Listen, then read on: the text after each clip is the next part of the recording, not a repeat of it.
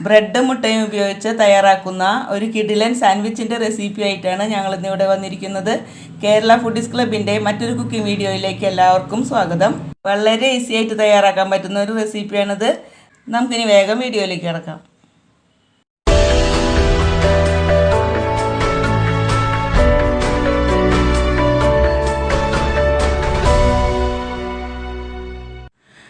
ആദ്യം നമുക്ക് ഇതിലേക്കുള്ള ഫില്ലിങ് റെഡിയാക്കാം. അതിനായിട്ട് ഒരു ബൗളിലേക്ക് ഒരു മീഡിയം വലിപ്പത്തിലുള്ള സവാള ഇതുപോലെ നീളത്തിൽ കനം കുറച്ചരിഞ്ഞത് ഇട്ട് കൊടുക്കാം. ഇനി ഇതിലേക്ക് ചേർക്കാനുള്ളത് തക്കാളിയാണ്. ഒരു പകുതി തക്കാളി എടുത്തിട്ട് അതിൻ്റെ കുരു മാറ്റിയിട്ട് നമുക്കിതുപോലെ നീളത്തിൽ കനം കുറച്ചരിഞ്ഞിട്ട് അത് ഇട്ട് കൊടുക്കാം. ഇനി ഇതിലേക്ക് ചേർക്കുന്നത് ക്യാപ്സിക്കം, പകുതി ക്യാപ്സിക്കം എടുത്തിട്ടുണ്ട്. അത് ഇതുപോലെ കനം കുറച്ചരിഞ്ഞ് അതും ഇതിലേക്ക് ചേർത്ത് കൊടുക്കാം. എല്ലാം കനം കുറച്ച് വേണം അരിഞ്ഞ് എടുക്കാനായിട്ട്. ക്യാപ്സിക്കത്തിൻ്റെ കുരുവും കളഞ്ഞിട്ടാണ് എടുത്തിരിക്കുന്നത്. ഇനി ഇതിലേക്ക് നമ്മൾ ചേർക്കുന്നത് മുട്ടയുടെ വെള്ളയാണ്. 2 മുട്ട എടുത്ത് പുഴുങ്ങി അതിൻ്റെ വെള്ള മാത്രം എടുത്തിട്ട് ഇതുപോലെ നീളത്തിൽ കട്ട് ചെയ്ത് കനം കുറച്ച് കട്ട് ചെയ്തിട്ടുണ്ട്. അതും ഇതിലേക്ക് ഇട്ട് കൊടുക്കാം. ഇനി ഇതിലേക്ക് വേണ്ടത് 1/2 കപ്പ് മയോണൈസാണ്. അതും ഇതിലേക്ക് ചേർത്ത് കൊടുക്കാം. ഇനി 1/2 ടീസ്പൂൺ കുരുമുളക് പൊടി, ആവശ്യത്തിന് ഉപ്പ്, കുറച്ച് മാത്രം ഉപ്പ് ചേർത്താൽ മതി. കാരണം മയോണൈസിൽ ആവശ്യത്തിന് കുറച്ച് ഉപ്പുണ്ടാവും. അപ്പോൾ നമുക്ക് ഇതിലേക്ക് കുറച്ച് മാത്രം ഒരു പിഞ്ച് ഉപ്പ് ചേർത്ത് കൊടുത്താൽ മതി.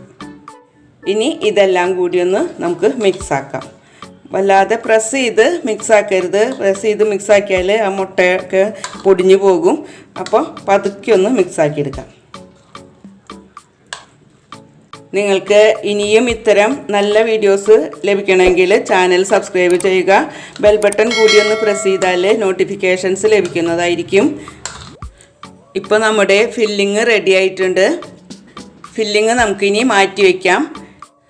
അതിനുശേഷം വേറൊരു ബൗളെടുത്ത് അതിലേക്ക് 2 കോഴിമുട്ട പൊട്ടിച്ചൊഴിക്കാം. ഇനി ഇതിലേക്ക് നമുക്ക് 1/4 കപ്പ് പാല് ചേർത്ത് കൊടുക്കാം.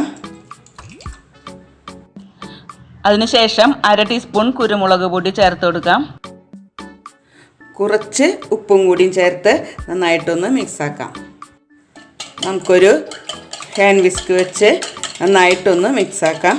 ഇത് നമുക്ക് ബ്രെഡ് ടോസ്റ്റ് ചെയ്യാൻ വേണ്ടിയാണ്.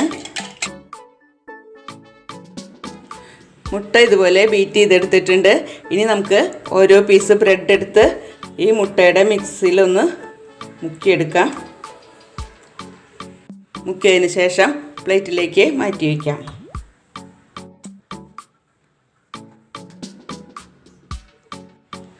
ബ്രെഡ് പീസുകൾ ഇതുപോലെ മുട്ടയുടെ മിക്സിയിലൊന്ന് മുക്കിയെടുത്തിട്ടുണ്ട്. ഇനി നമുക്കിത് ഫ്രൈ ചെയ്തെടുക്കാം. ഒരു പാൻ അടുപ്പത്ത് വെച്ച് പാൻ ചൂടായി കഴിയുമ്പോൾ നമുക്കതിലേക്ക് കുറച്ച് ബട്ടർ ഇട്ട് കൊടുക്കാം. ബട്ടർ മെൽറ്റായി കഴിയുമ്പോൾ നമുക്ക് തീ ലോ ഫ്ലെയിമിലേക്ക് ആക്കിയതിന് ശേഷം ബ്രെഡ് പീസുകൾ ഓരോന്നായിട്ട് ഇട്ട് കൊടുക്കാം. തീ നമുക്ക് ലോ ഫ്ലെയിമിലാക്കണം, അല്ലെങ്കിൽ അത് പെട്ടെന്ന് കരിഞ്ഞു പോവും.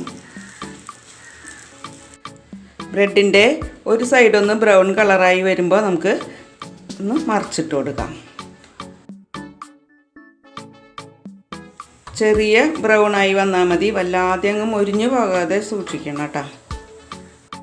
ബ്രെഡിൻ്റെ 2 സൈഡ് ഇപ്പോൾ ഇതുപോലെ ബ്രൗൺ ആയിട്ട് വന്നിട്ടുണ്ട്. നമുക്കിനി ഇത് എടുത്ത് മാറ്റാം. ബ്രെഡ് ഇതുപോലെ ഫ്രൈ ചെയ്തെടുത്തിട്ടുണ്ട്. നമുക്ക് ചൂടോടെ തന്നെ ബ്രെഡ് ഫില്ലിങ് ചെയ്തെടുക്കാം. അതിനായിട്ട് ഒരു പീസ് ബ്രെഡ് ആദ്യം ഒരു പ്ലേറ്റിലേക്ക് വെച്ചിട്ട് കുറച്ച് ടൊമാറ്റോ സോസ് ചേർത്ത് കൊടുക്കാം. നമുക്ക് സ്പൂൺ വെച്ച് ഇതൊന്ന് സ്പ്രെഡ് ചെയ്ത് കൊടുക്കാം. അതിനുശേഷം നമ്മൾ നേരത്തെ തയ്യാറാക്കി വെച്ച ഫില്ലിങ് ഇതിൻ്റെ മുകളിലേക്ക് വെച്ച് കൊടുക്കാം.